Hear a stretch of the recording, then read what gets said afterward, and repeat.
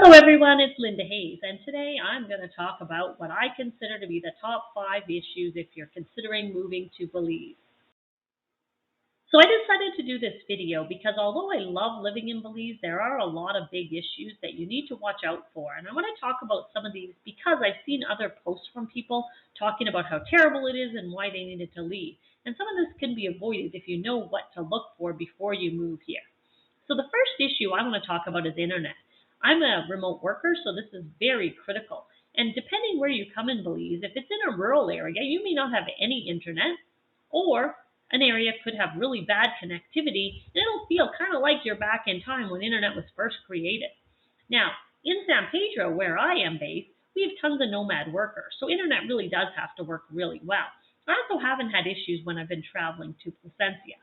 And in fact, there's two services I was able to pick from in San Pedro, but it depends on where your property is located. So there's Smart, and then there's Digicel. And I have videos on connecting in Belize with more details. But with Smart, it is a service where you have a little antenna on your roof that connects to the internet. Unfortunately, I was not able to get cable in my area, which I wish I would have known before I bought, but Digicel does have fiber optic possibilities in certain areas, and that's even better because then you can get cable through fiber as well as your internet.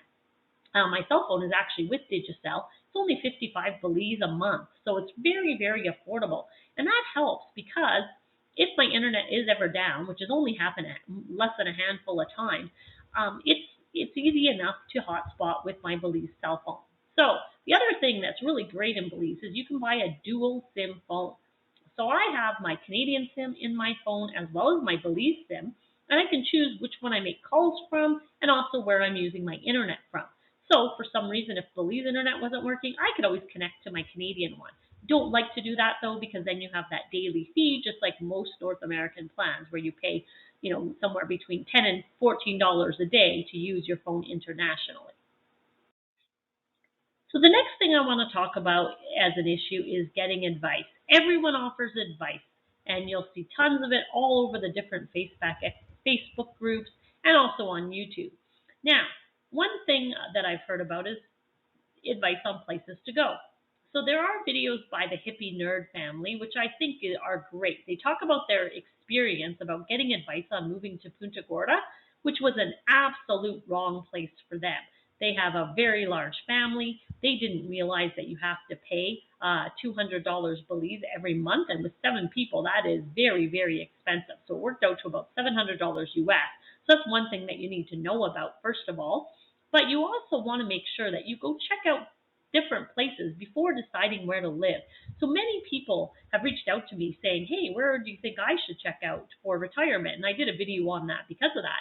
But you want to make sure that when you get advice on living in a specific place, you need to consider what the motivation is of the person telling you. So if they're trying to sell you a property, for example, you know that they're going to be trying to sell that lifestyle in that particular place. And that doesn't mean it's going to be right for you. So make sure you go, stay for a period of time, and check it out yourself before moving here. So unfortunately, under the getting advice header, I have a lot of issues to talk about. So the next one is real estate. So there's no MLS in Belize, even though when you search on Google, you might find some that say they are, but they're truly not. It's realtors getting together, creating something that's maybe scraping websites, which could be totally out of date. There's also no licensing of realtors, so anyone can be a realtor.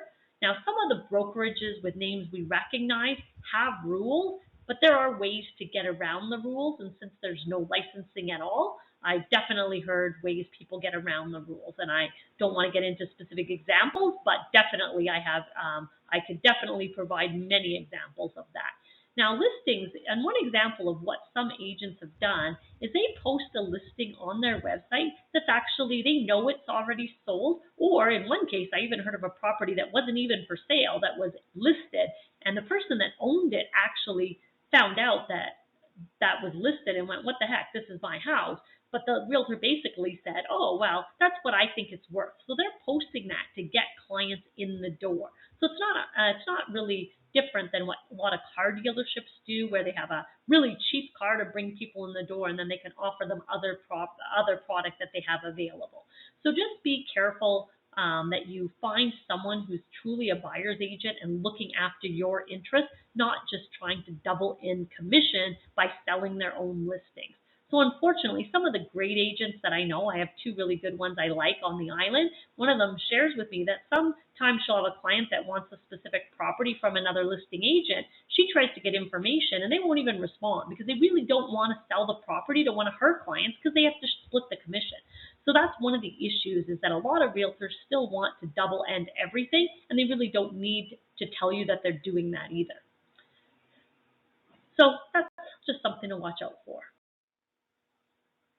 So another thing that I didn't get proper advice on when I came was on Airbnb and short-term rentals. So I was told, oh yes, you could do this on your own, and I did verify that by going on to the internet and finding out that there are forms available to do Airbnb in Belize, and it's the same as a hotel. What I wasn't really told though is how onerous the process is and how long it takes. So because of the amount of paperwork needed, fire inspections, environmental, the fact that you just have to follow everything that a hotel needs to do, I hired someone to do it. And despite having got my property last July, I still don't have my hotel license as of yet. So some of the steps have been completed, but definitely I found out later on that it takes a lot longer than planned. And so I basically put long-term tenants in my property instead because I found out before my property was finished being built. And the way I found out a lot of the stuff I did was through the Belize Discovery Tour.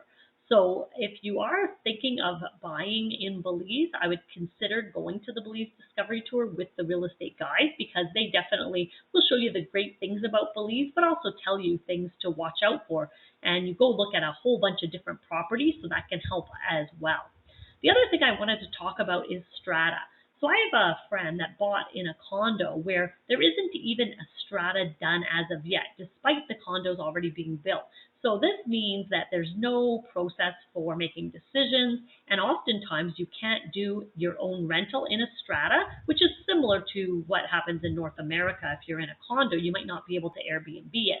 But in the case of Belize, if there's a hotel license already for a property, it means you might not be able to get your own. So for example, in Mahogany Bay, if you bought in the Hilton, obviously the Hilton is going to rent your unit out for you when you're not there. But if you bought in a different part, you would have to do your own license, and it can take some time. And if you're told it's immediate and that it's easy, that is definitely not the case. So the third issue I want to talk about is shopping. So there are a lot of people that come to Belize and say, I don't like this because I can't get stuff I'm used to. It might be certain food choices. It might be certain type of product. And there is, problems with that if you're used to shopping at Walmart or any large box store, because we don't have any of those.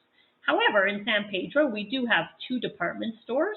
One of them that I shop at quite a bit is called Key Supplies, and they have a lot of stuff that I used when I was furnishing my unit. And also, I ordered some stuff from Belize City at Murad, where they would ship it right to the island. There's also a great store on the island called Man of War, and then a woman's version called War Paint. And I brought my friend Jay to the Man of War store when he was visiting, and he loved it. He's like, oh my God, I can't believe all the selection of razors. And when I go into War Paint, I can buy the type of razors I actually buy back home. It's not necessarily the cheapest place to shop, but certainly they have a lot of the products that we want when we're shopping. The other thing is when I first moved to Belize, I wouldn't have expected that I could easily get Amazon, but I actually can. It's not quick, so it takes, if you're used to getting it the next day, that's certainly not going to happen. But I do have a shipper that consolidates all the packages in Houston, so from Amazon or whatever other stores you like to shop at. And if you're in a place like Placencia on the mainland, they are going to deliver right to your house. And their fees actually include all the duty and freight. And a box starts at $30 US. So it's really not that expensive. And when I'm shipping it into San Pedro, which is what I've done so far, basically I get it through either the water taxi or on Tropic Air, and I have to pay that separately. So there, I might pay about $10 Belize extra for a small box coming in on the water taxi. And my shipper is actually great at sticking a ton of things into one box, so it works very, very well. So the fourth thing I want to talk about are expectations when you move to Belize. So in my world in Canada, if someone says they're going to do something right away, I expect it to be done very quickly. However, in Belize, that might mean today, tomorrow, or even next week. So saying they're going to do something right away might not be what we expect. And then there's also people that do many different things. So you wouldn't have a tradesperson specifically doing your plumbing and a different one being the electrician. A lot of times, many people do the same thing. And rework is also very common. So when I was building my tiny homes, they would install something, the inspector would come and take a look at it and go, this is wrong, take it out and redo it, versus checking it before it was even installed. And a lot of times people try to do work they don't know how to do. And you could say this is because they're trying to be helpful, which I think is often the case. But as an example, my washer and dryer in my tiny homes was a huge issue. First of all, the floor plan said it should be 27 inches, and this is in fact what is shown on a picture of the property already built in the US, where it has a apartment washer and dryer, the ones that are attached together. Yet when my project manager measured mine, it was only 25 and a half. So obviously the plans weren't built the way that they should have been. So I had to actually order something totally different than planned, and I couldn't even get it on the island. And then the next problem is when I actually got the washer and dryer in, somebody went in and installed them. And actually, they did it completely wrong. So I already know that you never put stackable washing machine and dryer on top of each other. It's right in the instructions that you don't do that. You need a stacking kit. However, they went ahead, put them right on top of each other. They also had duct tape around it, which they shouldn't have, and the plug wasn't even correct. There was a ton of issues, and nobody even knew who had put it together. And so then when somebody properly qualified came to do it, I actually had hired someone separate to build me some shelves, and he actually had to help the people because they didn't even know how to install them. So it is a common problem that people just don't know how to do things, even though they're trying to do them. So the last issue I want to talk about is banking. So I've seen some posts on Facebook where people ask if they can open a bank account on a tourist visa.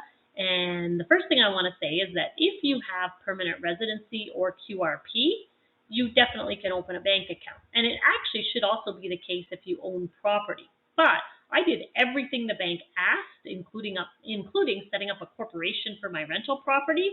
And every few weeks, they would actually ask for something more. So I finally gave up. So basically, I went in, I gave them everything they wanted. They would have to send the application to Belize City. They'd get it back and say, oh, well, now you need this, now you need this. And every time I would give them something, they would never get back to me. And then a couple months would go by, and I would go back, and they'd be like, oh, actually, you now need new bank statements. So they would ask for another 3 months of bank statements and updated bank reference letters. And after a year of this, I finally told them, forget it, because now you just asked for something again of one thing, and by the time you tell me that you need something else, the other things will already expire. So I decided I'm just going to wait till my permanent residence is approved.